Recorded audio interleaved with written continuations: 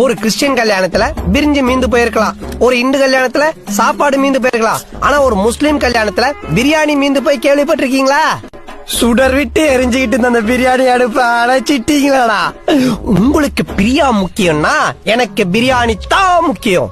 ஏண்டா என் பிரியாவும் பிரியாணி உனக்கு ஒண்ணா? வரப்போற இன்ஸ்பெக்டர் என்னைய பத்தி பெருமையா பேச சொல்லி பல கட்டுரைகள் எழுதி குத்தனே, அத பூரா மனப்பாடம் பண்ணிட்டீங்களா? மனப்பாடம் பண்ணிட்டு எங்க சொல்லு, முதல்ல அவர் பேச சொல்லுங்க. அப்ப நீ மனப்பாடம் பண்ணல. கால் வித்துதுன்னா ட்ரிங் ட்ரிங் வரைக்கெல்லாம் நீங்க விடக்கூடாது. ட்ரிங்ல எடுத்துணுமா சார்? ட்ரிங்கும் போதே எடுத்து அதுக்கு முன்னாடி எடுத்துறோம். ஏன்ஜி 1ஆம் தேதி சம்பளம் கொடுப்பீங்களா, அந்த ஆளு மாதிரி 5ஆம் தேதி கொடுப்பீங்களா?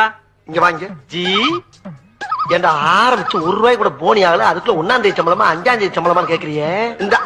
இந்த ஆபீஸ் எப்படி உருப்படும்?